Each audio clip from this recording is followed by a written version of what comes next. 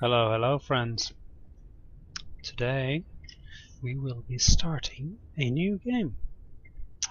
As you can see in front of you, it is another one of the Paradox mega franchises. Well, it's not a mega franchise, but it's a strategy franchise nonetheless. Sorry, I'm crapping out my speech a little bit. Anyway, I have played this game for a very long time and followed through its development, and recently it's got a new DLC, and that's changed how the game plays pretty radically. So I would like to show you and just generally play, actually.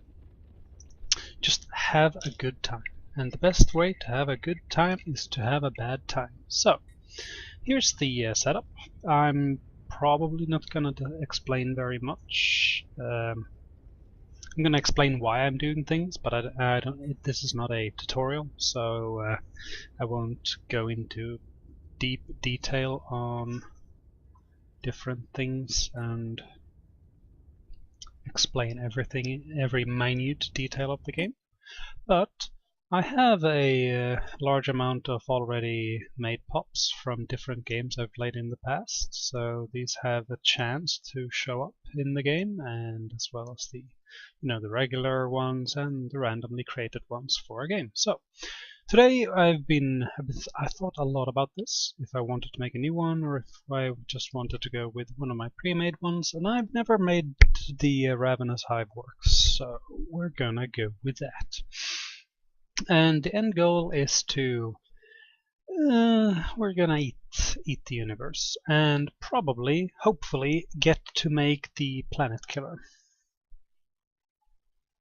Because there is no better game for me to use a planet killer in. So that's what we'll be doing. Devouring Swarm's bonuses are we cannot use diplomacy because everyone is prey. We have Hunger, Casus Belli. That's a new thing with this DLC. You now have to have a valid reason to go to war. I think you did have to have a valid reason previously as well. You couldn't just declare war willy-nilly, or maybe you could, I can't remember. It's been a while since I played the last patch. Xenopods will always be eaten, and we gain society research from eating them. Our ships have 25 increased hull, and something is increased by 0.5%. I think that's that is supposed to be we regen 0.5% of our hull every day or every month, I can't remember. Anyway, we have increased army damage, we have increased biology research speed, we have increased ship cost, we have decreased ship cost, we have an increased naval capacity, that is Devouring Swarm. Then we have Subsumed Will, which increases our monthly influence by Gestalt Consciousness, which is required for the Devouring Swarm. We're a hive mind, and you have to pick the Gestalt Consciousness ruler, which means there's only one giant will that controls the entire swarm. Think Kerrigan, maybe, in the StarCraft universe. And this gives us 1 extra influence and 2 extra core sector systems. We're hive-minded, so we can settle on almost any planet that is suitable for us, up to, down to 40% habitability, I think, because happiness doesn't mean anything to us. We're very strong, so we have extra army damage and some minerals. We're wasteful because, well, we eat things. That's what we do. We rip things to shreds. We're repugnant because, everyone already hates us, so why not just smell that as well, right? We're also, giant space dragons with horns and teeth, and we're industrious because we I thought about it, and I want to double down on the extra minerals we get, because in the new patch, the mineral upkeep for your fleet can grow like very rapidly out of control. We're slow learners because we're just one mind, and even though we can pay attention to all parts of the universe, we can't pay attention to all of it. Anyway, I've set the universe to be a huge spiral galaxy with 4 arms. There's 12 to 25 empires. We'll see how many we actually get. 2 advanced AI starts. We have 2 to 4 fallen empires, 2 marauder empires. This is new. Marauder empires start at war with everyone and you cannot piece them out, but they're kind of like neutral pirates which you can send to raid enemies, or you can fight them for, I don't know, I have never blown up a marauder base actually, so I don't know if you get anything from doing that. I mean, except for ship XP and stuff like that. They can also just randomly decide to go into your territory and raid. That's what they do. Was there anything else I wanted to say about the marauders? This is going to be a non-issue for us. They're just going to be hostile pirates for us because we cannot engage in diplomacy with them. All of these are set to default. Mid-game crisis, if we have one, starts at 230, 2300. Endgame starts at 2400. AI aggressiveness is set to normal, and difficulty to normal, and random empire placement just because why not? We're not going to have an advanced neighbor because I had bad experience with that before. And I forgot to set my scout to do not disturb. So there might be a slight lag. There we go. We're in the game. Give me one little minute. I'm just gonna see here. Okay, there we go. The Great Hunger drove us forward, even before the mind was capable of processing complex thought. We hunted, we fed, and we grew. As prey began to grow scarce, the ravenous yearning for the flesh forced us to adapt. We used tools and devised new strategies. As we feasted, the surface of Durvanus was nearly cleansed of biomass. But the mind eventually came to a horrifying conclusion. Durvanus was finite. When we had consumed everything on this world, there would be nothing left to sustain us. Forced to adapt once again, the mind carefully nursed the remaining biomass. While new tools were invented, the atom was eventually split and we developed spaceflight. With the discovery of FTL drives, the mind howled with triumph. Other planets and their biomass were now finally within reach. The hunt was on. Again. So, we're essentially a budding tyrannid space monstrosity that seeks to eat and expand. This is a good start for us, mostly because I can fortify it. The new system is that we are locked to the what's it called? The hyperlane system. So we are forced to use the hyperlanes until we can research jump drives. I don't know if I want to do that.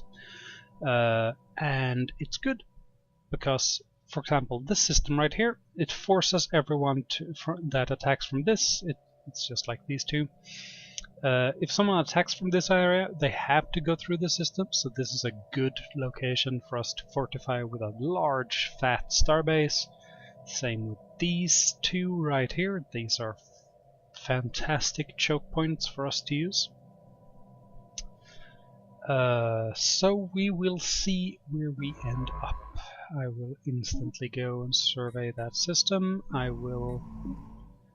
It's been a while. I usually only play robotic species, so it's gonna be a little bit weird for me to have to rely on food again. It's gonna be something that I'm gonna struggle with, but I don't have to build my population anymore, which is an interesting thought, I guess. I will start with a science ship, actually, because there's a... I've noticed that one single science ship in the beginning of this patch, or this expansion or DLC, is not enough. You expand way too slow and you fall behind. Anyway, now you have these star bases. You can build a star base in every system. Is it? No, that's our fleet. Here we go. This is a shipyard, so it's a level 2 starbase, I think. Yes. It's an outpost from the beginning, but it's a starport at the second upgrade. I think we can build starports. Yes, I think we can upgrade them. And you expand simply by first scanning the entire system, and you cannot, for example, use your fleet to move there, because we need to have a fully crewed science ship to explore system, to gain intel on it before, because we don't know anything. Nowadays you start with a little bit of your system under your control. For example, we have we have a mining station above our sun, we have a mining station above this planet here, and the same over here with the science. That's good. What else is new? Oh yeah, so when you fully scan the system, you have to move your construction ship over, and you have to. Can I show you? No, I can't show you. Okay. You have to right-click and build a outpost. Can I show you here, maybe? No, that's an observation. Build a starbase. Here we go. It costs 100 and costs no upkeep. Okay, that's interesting. I thought it did, but it didn't. It also costs influence, so that's why I wanted to have Gestalt consciousness. Or subsumed will? I can't. It's subsumed will. I want to have a little bit extra influence, because then we can expand faster. And expanding faster means we will grow stronger faster. And, you know, it's a multiplicative effort. I'm probably gonna, at some point, not care about research and just go for expansion, because as we expand further and further out, it's gonna be harder and harder for us to catch up on research and Unity. Mostly because every single system and every single population and every single planet we have and colony we have increase multiplicatively, or it increases with at a certain percentage, and it will just grind everything down to a halt at the end. So anyway, physics research, we will start off with extra research speed. It's always good to get in the beginning. Here we will get the extra unity, I think. We could get the growth speed to go down the biological path. It's the only one we can do, since we're a hive mind. Let's see here, we will get extra minerals and army damage, which fits perfectly with our race. What I meant with biological path, it's the ascension path. We can only ever do engineered evolution. We cannot do this because it's locked. It's the same with mind over matter. So we have engineered evolution, which is us. We grow our biomass and evolve it as we see fit. So I guess we should just unpause. That's all we can do. I could do... Let's see here, I will mine that, and I might also build a research station above the physics research, so we get an early boost in physics, maybe? Depends, we have a pretty okay mineral income start. As you can see, 3 corvettes now cost 3.26 ship upkeep, and our construction is complete. It's the same with here. Now I said something wrong. These ships don't cost that much. They almost cost that much. In mineral they do, as you can see here. It costs 1.08 for each corvette, which is like insane if you think from the earlier standpoint. Daily hull regen, 2.5%. Daily armor regen, 2.5%. Oh, nice, okay. Previously it was a lot less. You could have a larger fleet. Now you can't really have such huge fleets until much later, and if you focus solely on minerals, which we have done. Most of the energy ship upkeep comes from the construction ships and the science ships. For us, something different, something worth mentioning is that you, in order to recruit leaders now, you only spend energy. You don't spend any influence, which is a good change. I will send you back to the starbase. You dock up and don't cost as much upkeep. There's a planet here. Is it good? 17, that's good enough.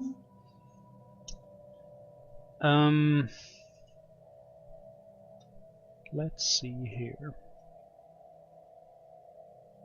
Ships are a lot harder to blow up now because there's an emergency escape drive that you activate and your ship may run away. You also start out with shields and composite armor at the beginning. We've discovered alien life. We've got alien pets and dangerous wildlife. Interesting. We finished this, and I said I was gonna do the this, so I'm probably gonna have to do the energy as well. Confirmed animal life, fantastic. We can now expand our biomass. I wonder if we can do alien pets, because it's... I mean, we would probably just use the biomass to expand. I'm gonna be perfectly honest. That's what I would have done as the hive mind. We are named Carnifex Alpha. Carnifex is our title, and Alpha is the name of us. We're a female apparently, which is understandable since we have to spread our biomass. No modifiers here except for the growth speed. We have the hive mind voice pack on. This is a good system. 2.2, 2.2. Ah, I thought it was going to be a 4 mineral or 4 energy tile. 2 from here. I don't like it when they do this. They make me choose. I don't want to choose. Our construction is complete. We have surveyed the system. I like it how it's a double voice. Okay, we have surveyed. I should do this.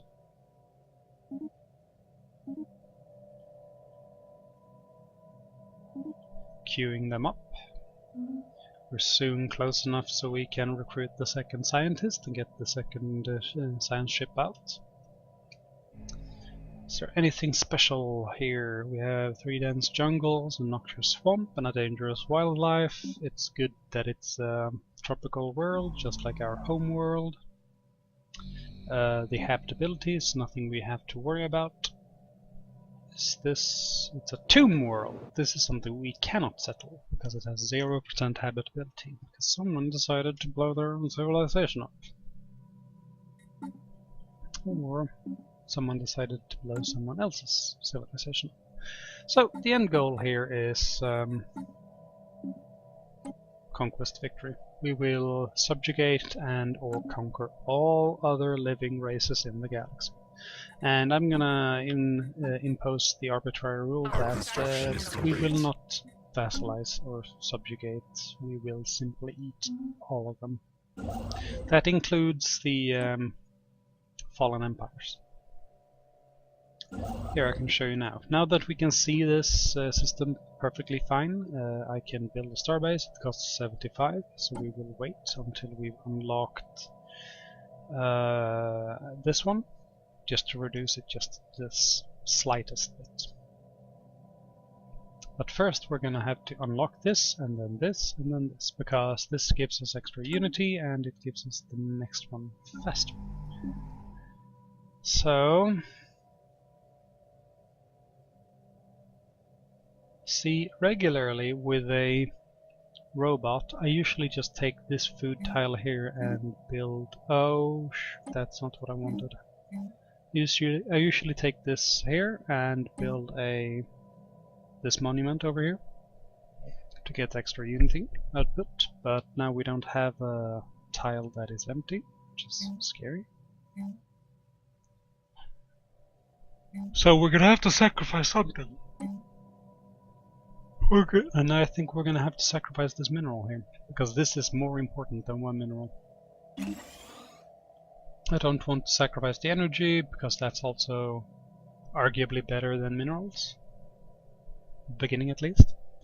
We have enough to do the scientists. And I will recruit a scientist.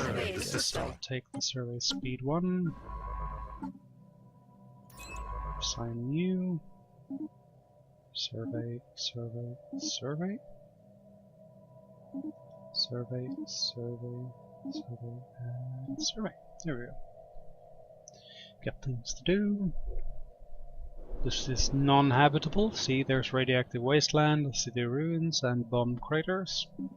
There are funny events that can happen here. We can find atom bombs dug under our colony if we get to the point where we can settle on them.